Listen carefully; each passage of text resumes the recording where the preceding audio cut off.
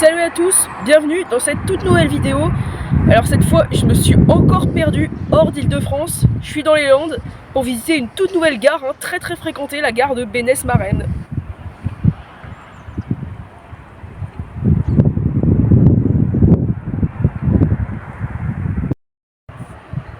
Bah au moins elle est ouverte déjà.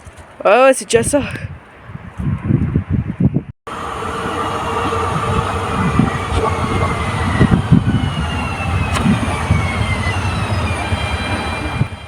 La gare porte le nom de la ville qui la dessert, Bénesse-Marennes, qui est une commune située dans l'ouest des Landes et à l'est par rapport à Hossegor et à Cap-Breton.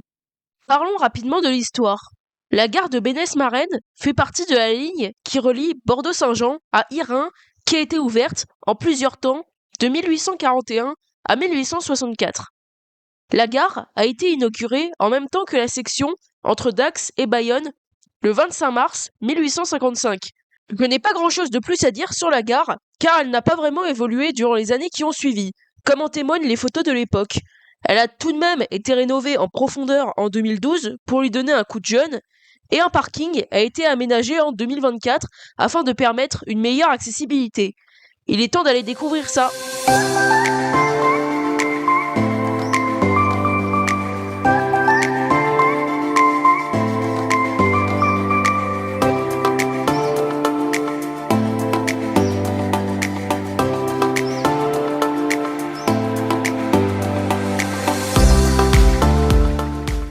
La gare est située juste après un passage à niveau sur la route de Sobrig.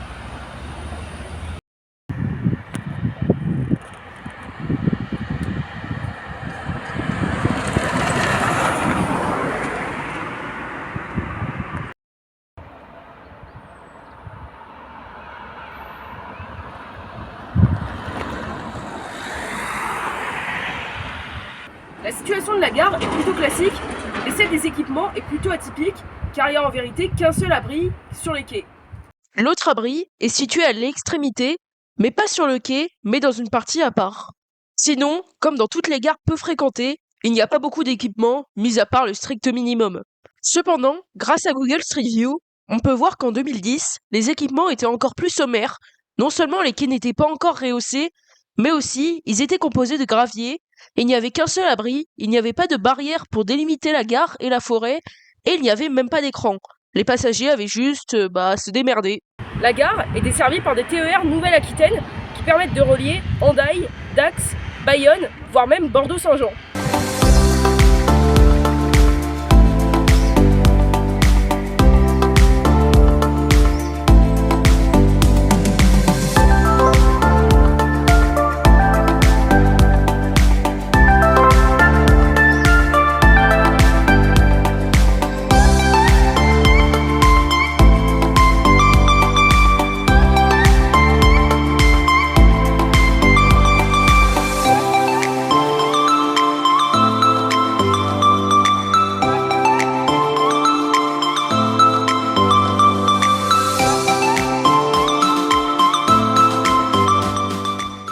Pour ce qui est de la desserte, Bénesse-Marennes est desservie par en moyenne un train par heure et par sens, pour pouvoir relier Hendaye et Dax. Cependant, pour pouvoir relier Bordeaux-Saint-Jean, il n'y a que 3 trains dans la journée. Un qui passe très tôt le matin et 2 qui passent en fin d'après-midi et le soir. Une telle desserte est étonnante d'ailleurs, car il y avait vraiment presque personne. Peut-être le fait que je tournais pendant les vacances, hors saison et pendant le trou de desserte jouait, mais nous verrons après que pas vraiment. Il est temps maintenant d'aller visiter les alentours.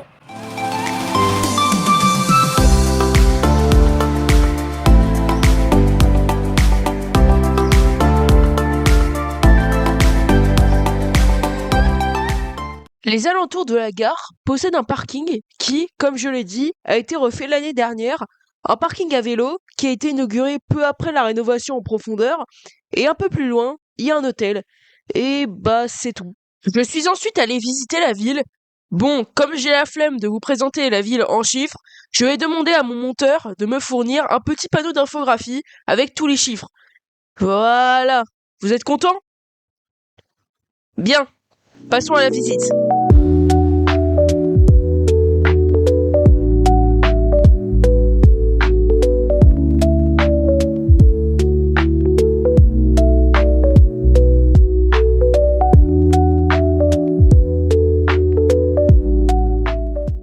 Aux abords de la gare, il y a la zone industrielle avec beaucoup de commerces. Il y a des lotissements très récents qui datent de la dernière décennie. En effet, sur Google Street View, lorsqu'on remonte à 2011 ou 2012, on se rend compte qu'il n'y avait presque rien. Il y avait bien quelques logements, cependant, le développement semble vraiment récent.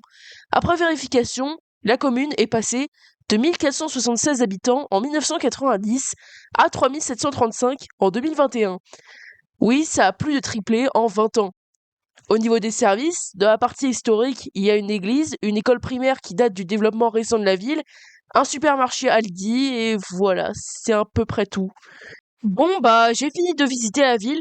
Du coup, il est temps de retourner à la gare et de vous présenter les bus. Bénesse-Marennes est desservie par 2 lignes de bus Siego.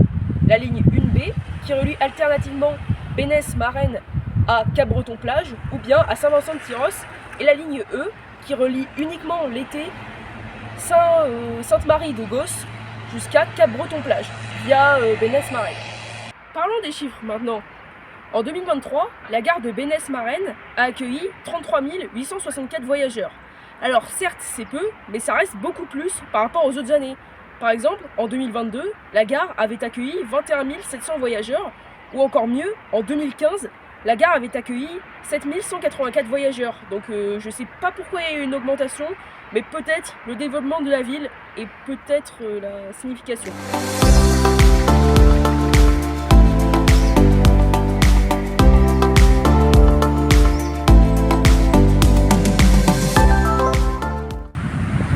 Bon bah voilà, cette vidéo est terminée. Merci à tous de l'avoir regardé.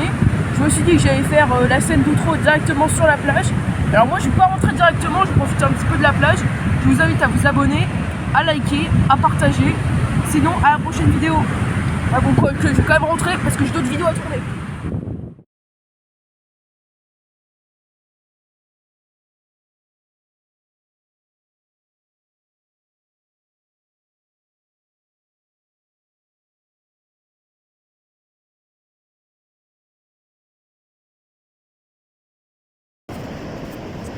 Faut avouer que sur les côtes landaises, comme à Feignos, il y a beaucoup de vagues et beaucoup de courants sous-marins. C'est connu, plus connu sous le nom de baïnes. Et même parfois, les vagues peuvent monter jusque-là. Et encore. S'il n'y a pas beaucoup de vagues là, c'est parce que la marée est basse. Mais en réalité, vous vous en rendez compte, les vagues peuvent monter jusqu'à la hauteur de la dune. Vous vous en rendez compte? Ça fait au moins 4 mètres, 5 mètres même.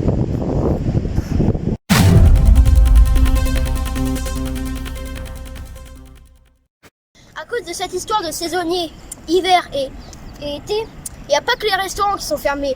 Les salles de disco, les parcs aquatiques, les magasins, les agences immobilières. Alors même si le Pays Basque est connu pour être très chaud, il faut aussi savoir que Biarritz est la deuxième ville la plus pluvieuse en France après Brest. Ça le prouve. C'est vrai qu'à cause des baïnes, pour éviter de se faire emporter et à cause des vagues, il faut quand même de la surveillance. Il faut pas. Et du coup, l'été, il y a des zones délimitées. C'est-à-dire, on ne peut pas aller trop loin, trop à gauche, trop à droite. Et il faut savoir aussi que la zone de médiane est très délimitée. Même si la mer avance chaque année un petit peu, il faut aussi savoir que la dune domaniale d'Aquitaine recule aussi un peu chaque année. Par exemple, si ce panneau-là est enseveli dans le sable, je peux vous assurer qu'il était parfaitement, entièrement visible l'été dernier. D'ailleurs, il y a quoi ce panneau?